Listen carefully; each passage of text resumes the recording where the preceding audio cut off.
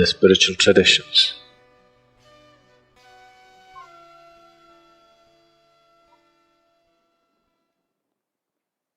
In any spiritual tradition,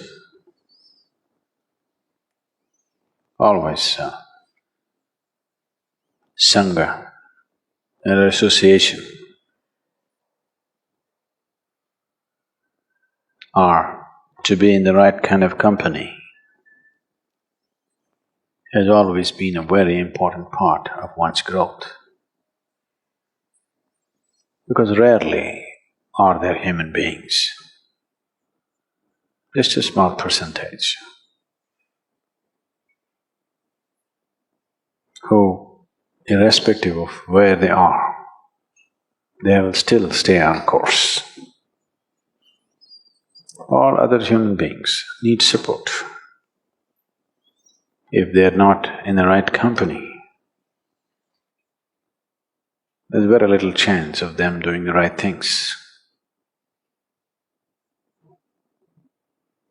Unfortunately, that's a reality. It is not necessarily a misfortune, because what this means is they are open to influence. It is the responsibility of the social fabric to create the right atmosphere for every individual, to grow towards what is beautiful for the individual and for everybody else around him. But not always, or rarely, societies conduct this responsibility.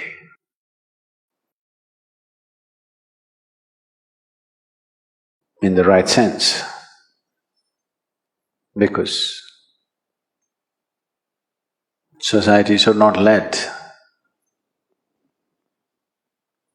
Societies are allowed to go through a metamorphosis depending upon what is the influence. In that direction it grows.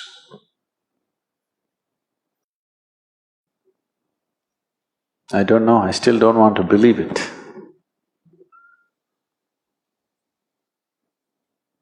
They're telling me over 80% of the content on the internet is pornography. I still don't want to believe that it is possible. But people who are in the know are telling me, Sadhguru, that's how it is.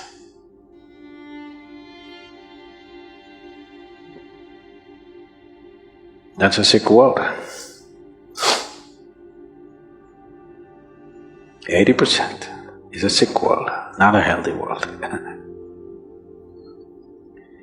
So to be under the right kind of influence, an influence which nurtures you towards your ultimate truth, an influence which gives you the necessary courage and strength to walk the path of integrity. Because with a weak sense of integrity, nobody is ever going to be spiritual. And this must be understood, that for bad things to hit you, it need not necessarily be aimed at you. If you just happen to be in the wrong type of ambience, negative things can hit you.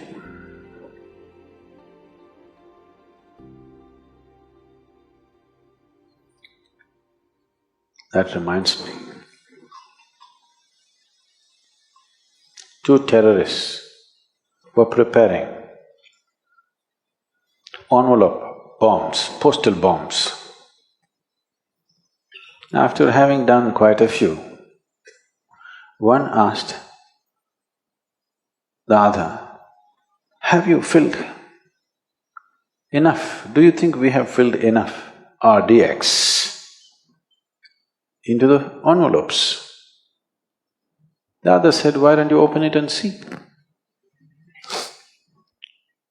He said, oh, it will explode if I open it. I said, you fool, it's not even addressed to you.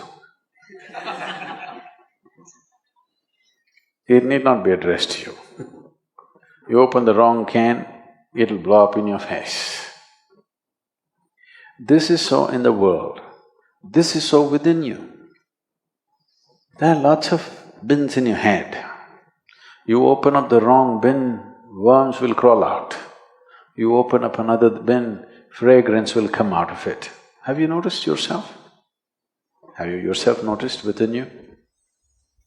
If you open certain part of your mind, filth will come out. If you open another part of your mind, fragrance will come out. Have you not noticed? To be conscious enough, to be in the right company so that filth will not be tolerated, so that you open up the fragrance within you, not the filth, is an important part of one's growth. Because you don't have to go looking for a gutter for filth. There is enough in your head, isn't it? It is just that there is enough garbage in every place. There's enough garbage in the ashram also, so many people living. I'm sure there's enough filth.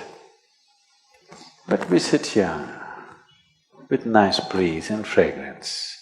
We don't go sit there where there is filth. The same goes within you. Within the geography of your body, there is filth and fragrance. Which one do you open up for yourself and everybody around you? That's a big question. That takes a certain level of awareness and a certain company. This is why satsang, to be in the company of truth, very important. If you go around the ashram,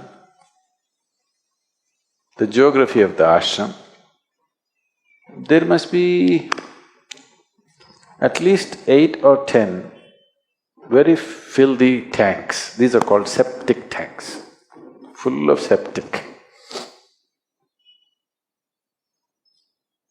If you every day go sit there, of course you'll come to the conclusion, Isha Yoga Center is the filthiest place on the planet. If you fall into it, Isha Yoga is the most horrible experience in your life. But you're not supposed to fall into that pit, you're supposed to fall into this pit. But you got the geography wrong. Because you have a wrong history. Your karma is your history, isn't it? Shankaran Pillai decided he is going to be a robber.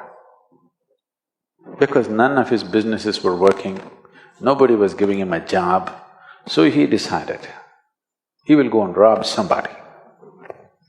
So he got himself a country-made gun.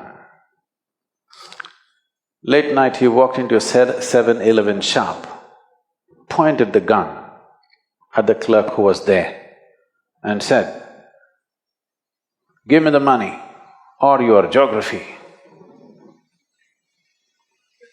The clerk said, "Well, what you mean is history, isn't it?" "Shut up, don't try to change the subject."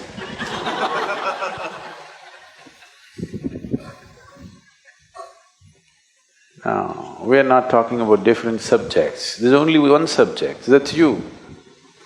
But you can either fall in this pit or that pit. That will be your experience of life. So to fall into the right place, it is a certain talent. You have to grow into it, you have to mature into it. You always know how to be in the right place. In a way, satsang means just that, communion with truth, or you're building a relationship with truth. If you're in the company of truth, your interiority is pleasant. If your interiority is pleasant, naturally pleasant things come towards you. And you will also have a tendency to move towards pleasant things. If you make your interiority unpleasant, you will attract unpleasant things.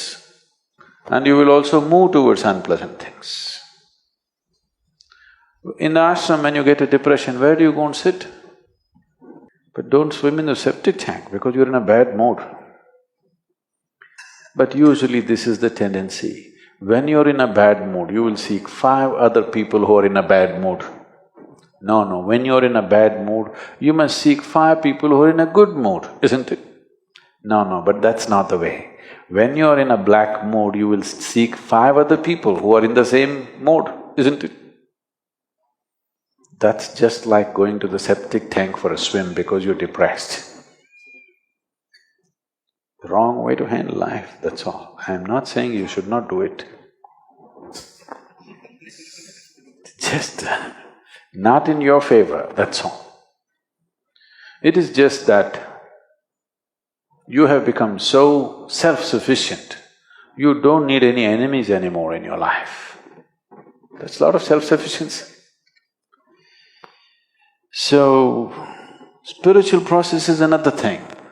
To keep physiological cleanliness and psychological cleanliness is the first thing. Otherwise, spirituality will be a battle.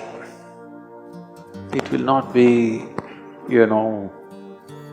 fragrance of a jasmine upon the spring breeze, no. It will be an uphill task, a battle, all the time a battle. A lot of people experience their life, particularly their spiritual life, as a battle because they do not maintain some fundamental discipline about the geography of their body and the geography of their psychological space. If these 2 things are not managed, everything will be a battle. Now, you happen to claim that you're spiritual, so that will also be a battle. That's how only way life can be. So, satsang means to make friends with truth. Truth is your friend, not falsehood. You start at whichever level of truth you know. You don't have to start at the ultimate truth, you cannot. However you understand truth, you start with that. You understand truth as, let's say, speaking truth, please start with that.